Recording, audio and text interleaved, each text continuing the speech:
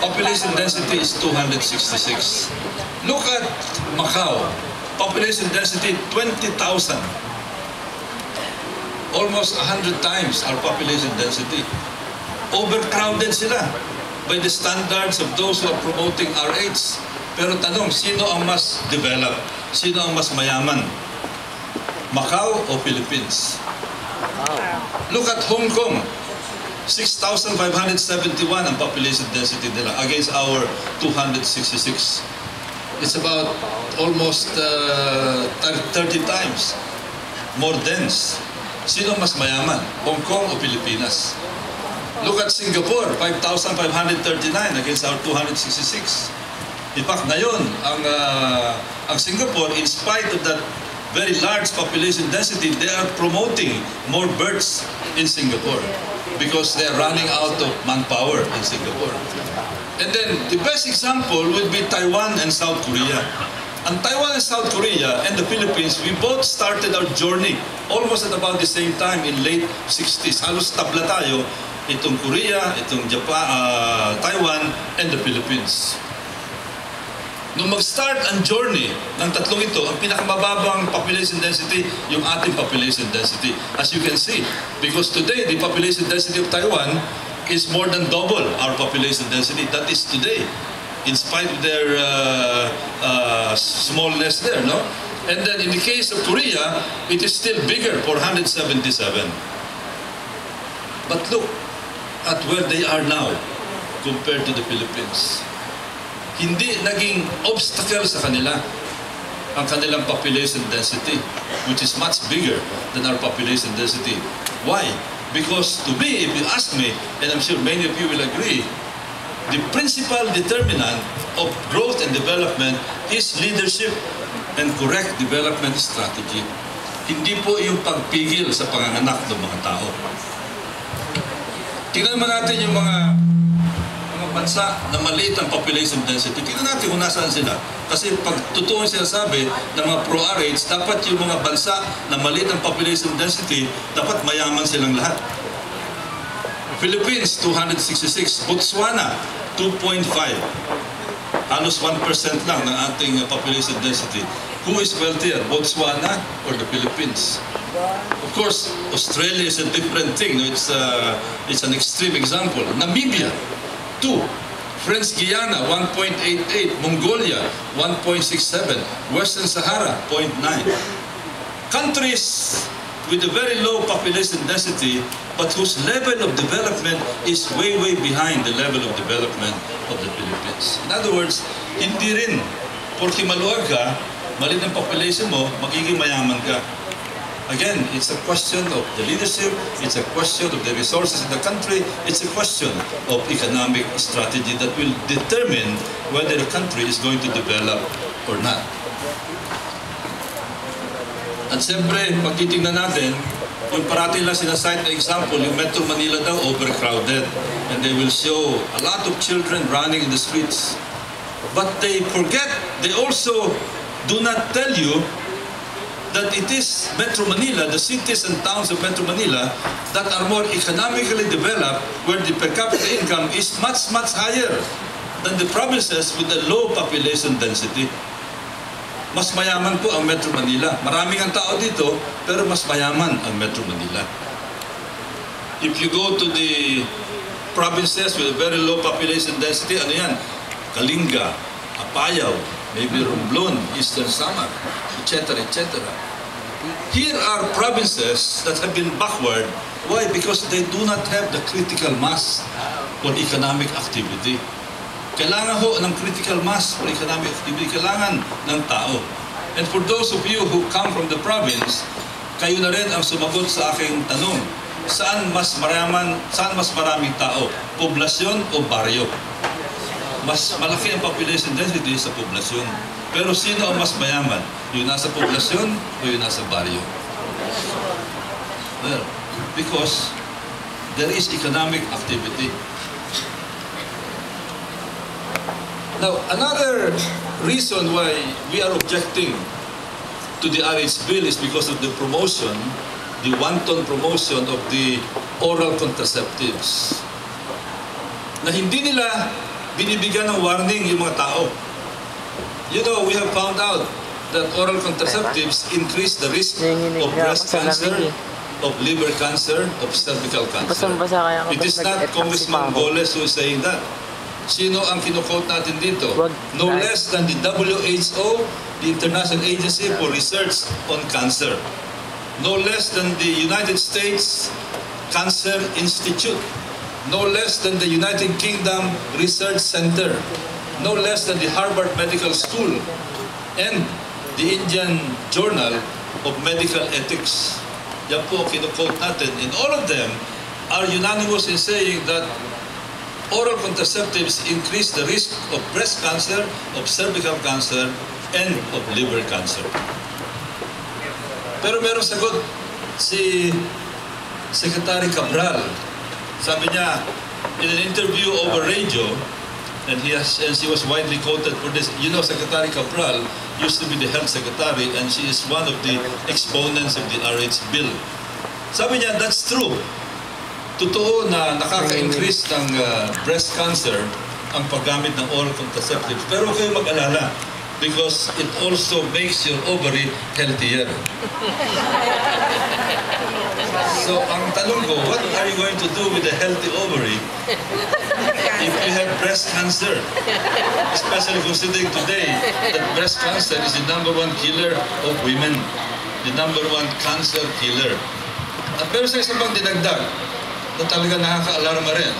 Again, Secretary Cabral. Ang sabi niya, talking of condoms, condoms are 85% effective for the prevention of HIV/AIDS and 95% effective for unwanted pregnancies. Siya po nagsabi niyan. Alam niyo, ang 85% effective for HIV/AIDS, I'm a student of math and statistics and risk analysis. An 85% effective level is very, very alarming. Any machine that is only 85% effective is a very dangerous machine. If your car is 85% safe, that means that you're facing a 15% risk that that car is going to bog down. If you're flying a plane that is 85% effective, you're facing a 15% risk that that plane is going to stall and probably fall from the sky. 15%. Ibig sabihin, out of 100 take-off, 15 babagsak yung aeroplane. Are you willing to take that risk? Even the 95%. Ano ibig sabihin na 95%? Ibig sabihin, meron pa rin 5% failure rate, 1 out of 20. If you fail in something 1 out of 20 times, that is a very dangerous failure rate. Kahit na ibalik natin sa aeroplano, if that plane is going to crash 1 out of 20 flights, I would not want to take that plane. And probably that is the reason why in so many places like in India, in Thailand, where they take pride in saying that people are using condoms in a much higher rate, mataas din ang HIV rate doon. In India, it's the same. And that is also the reason why merong failure rate pagdating sa pregnancy. Kasi you are given a false sense of security because they don't tell you the odds. They don't tell you that it is only 95% effective. Sabihin nyo, huwag kang mag-alala. Pag ginamit mo ito, sigurado okay na okay ka. But they don't tell you that there's still that 5% rate. And the more you do it, the more you use it, the more risk. Alam ko yan. Alam ni Boots Valdez, yung sinasabi kong statistics, 15% or 5% is a very dangerous rate.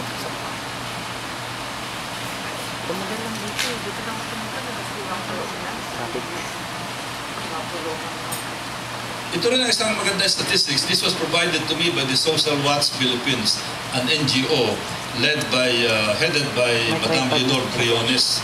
Meron silang ginamit na isang statistic, ang tawag ito SRI, Safe Reproduction Index. Ito yung number of births in percent that is assisted by a medical professional, either a doctor, a nurse, or a midwife. Nakalagay po rito yung top 15 ng mga probinsya na mataas ang SRI. And if you look at the other figures, the maternal death rate and the infant death rate, it is very clear from here that there is a direct correlationship between a low maternal death rate and a low infant death rate with a high SRI. Pag maraming doktor, maraming nurses, maraming midwives, mas mababa ang maternal death rate, mas mababa ang infant death rate. Of course, sasabihin nila, baka naman yan yung mga probinsya na mayayaman, kaya ganun. But look at the provinces. Well, Batanes, maliit na probinsya, konting pondo dyan. Marami nang malalagay ng mga doktor. No? But, Pampanga, mayaman yan. Ilocos Norte, medyo mayaman. Bataan, medyo mayaman. Nueva Ecija, Bulacan. But Siquijor is not a wealthy province. It is a poor province. But look at their SRI. It is one of the highest. And look at their maternal death rate. It is almost zero. In other words, yung mga tao doon, they had the wisdom to work on the maternal death rate of the women there by investing a lot of money in doctors, nurses, and midwives. Isa pang probinsya na medyo mahirap din, Camiguin is not exactly a wealthy province. Pero mataas ang kanilang SRI nila, it is 0.879. In other words, 87.9% of the births there are assisted by a doctor, a nurse, or a midwife. But look at their maternal death rate, 0.7. Mababa din ho. So, if Mr. Lagman, for example, would like to address the problem of maternal death rate, the answer there is not to prevent birth. The answer is to provide more doctors, more nurses, and more midwives.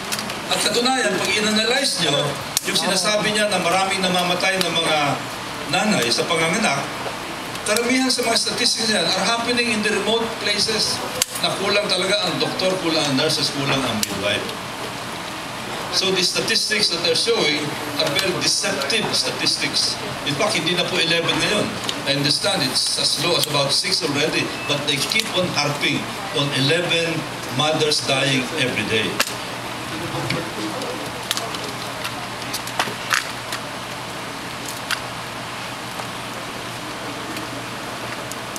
Population growth rate. Parati sasabi, ang taas ng population growth rate natin, it's out of control. But that is not so. This is the figure coming from the NSO. Look at our population growth rate. It is declining and declining and declining over the years. It used to be 3% in 1960 to 1970. Then it goes down, and as of the latest figure, it is only 1.95% without RH. Hindi po kailangan ng RH para lumit ang ating population growth rate. At hindi lang yan. Pag titingnan natin, yung mga individual regions, because we have to disaggregate the regions of the country instead of looking at the average growth rate of 1.95 or maybe about 2 based on the official figure of the NSO. Tingnan natin yung mga iba-ibang probinsya. Ang buong Pilipinas, it's 2.04 from 2000 to 2007. Ang sabi nila, ideal daw dyan, mga 1.6, 1.7, no? But sa National Capital Region, 2.11. And the reason for that is not really birth, but immigration. Marami po taga-probinsya na pupunta sa Maynila dahil meron trabaho. But look at Ilocos, Aklar, Cordillera Administrative Region, 1.5. Low. Look at Ilocos, 1.1. Very, very low. Look at Cagayan Valley, 1.13. Of course, Central Luzon is 2.36. And again, the reason for that is because of Bulacan, Pampanga, Zambales, where there are so many industrial zones coming up. Look at Southern Tagalog. Calabarzon is high. Again, it's very obvious why. Ang daming factors sa mga bago dyan. But look at Mimaropa, the island provinces, 1.49. Bicol region, the region of the author of the RH Bill, 1.2. Western Visayas, 1.35. 1.59 for Central Visayas. Eastern Visayas is 1.12. Napakababa, walang problema doon sa mga region na yun. In fact, if you look at the regions, practically, most of them have no problem as far as birth rate is concerned. In fact, very dangerously low yung kanilang birth rate. 1.1, 1.2, 1.3 is very, very low. all demographers will tell you that. It is very dangerous to the life of that society. Kasi kung masyado mababa ang growth rate, baka mamatay yung society na yan. At lalo na, pag titingnan niyo ho, yung mga individual provinces,